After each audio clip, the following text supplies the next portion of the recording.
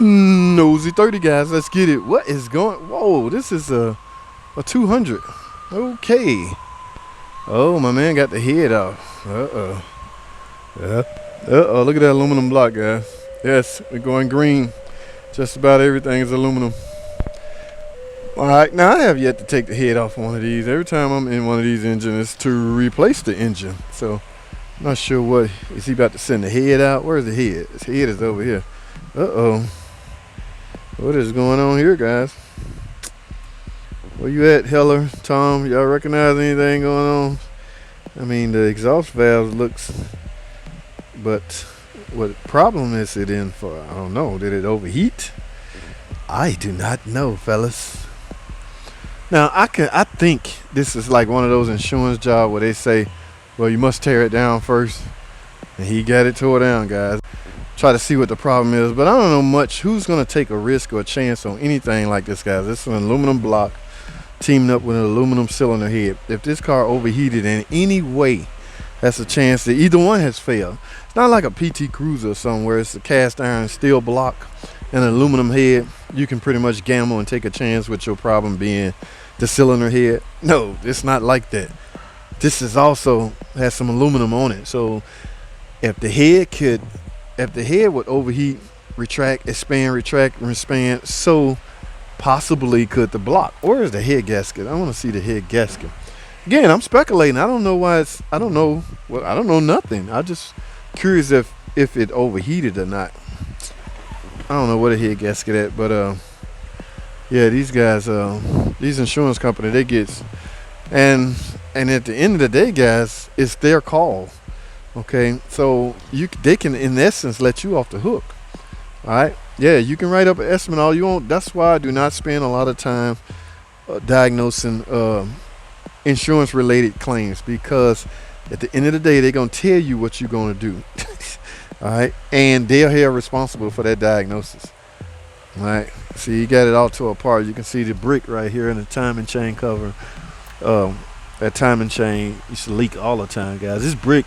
It's amazing setup, guys. I got to read some more on how this technology is set up. Valve train is all built onto it. Cat converter right there. Y'all remember? Watch this video right here. Y'all remember the video I did with the cat converter where they had relocated the O2 sensors? No. That will not work, people. The computer can't tell. The computer is too sophisticated to try to trick it like that. Oh, there's a head gasket. I want to see the head gasket, guys. I don't want to disrupt my man flow, but I'm curious. And yes, so multi-layer steel, guys. I mean, yes, they still could blow. It's just highly unlikely if it's, I don't know, man. I get in trouble when I talk like that, and I'm not really. I'm talking based off my experience. Everyone I've taken off, it's never blown. Now I've seen some pictures of somewhere right here in the center, it will be split. So you can call that a blow. You know, head gasket failure.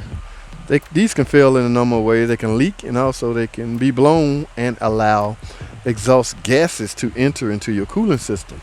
All right, that's what gives off that blown head gasket symptom.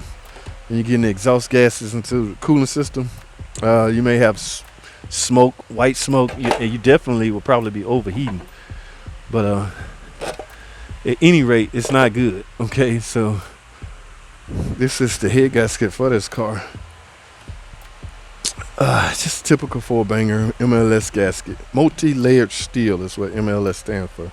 I was so glad when we went to these. Yes, I was around when we was using paper gasket. The 3-liter, who out there remember the MMC 3-liter? That was a paper gasket. Didn't have much problem. The problem we had out of that engine, it was burning oil past the valve guides. The guides would drop. Literally, freaking valve guide just dropped.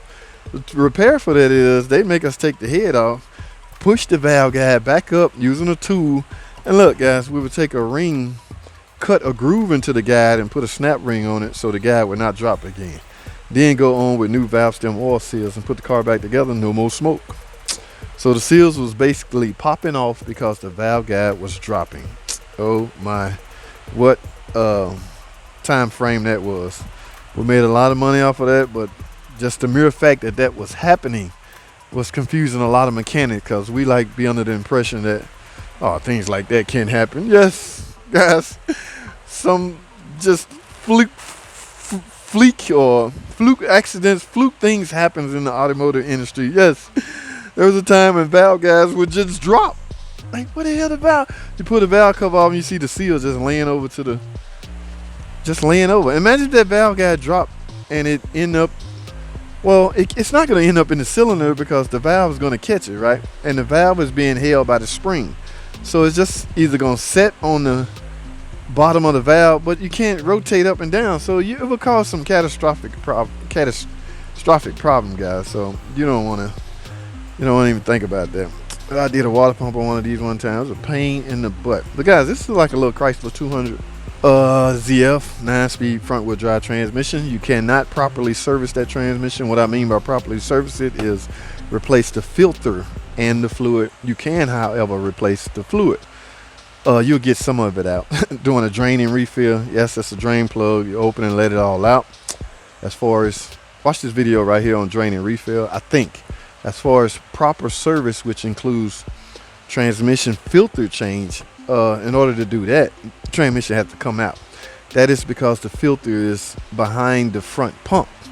Okay, so in order to gain access to that filter, the trans have to come out. You have to disassemble the trans, remove the pump and everything to get to the filter. Watch this video right here. I covered that in it wasn't a repair, I was replacing the transmission. I figure for my buddies, my subscribers, let me go inside this and show everybody where this filter is located at. So be sure and watch that video if you're ever thinking about properly servicing your transmission. ZF front wheel drive 948 HTE, I want to say. This transmission also in other models too, guys, Mazdas and things like that. So it's not just a Jeep or a Chrysler thing, it's also in other models. But in order to get to that filter, trans have to come out. Not sure anybody wants to do their trans service once they realize that. So what do you do if you think you need a filter?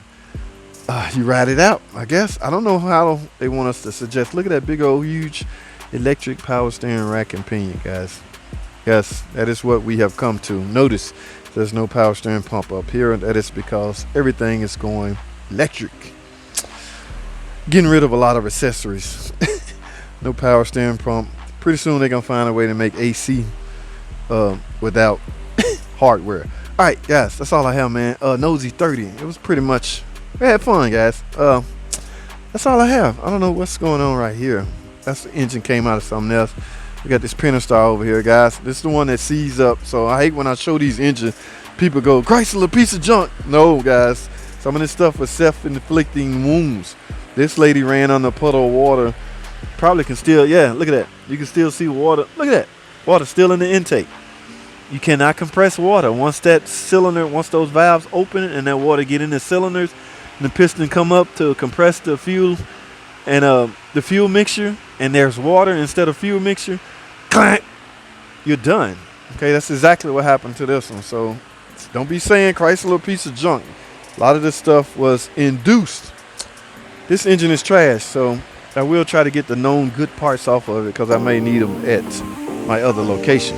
All right, guys, I'm talking too much. That's all I have. Thanks for watching. Comment, subscribe, and I'll see y'all on the next video.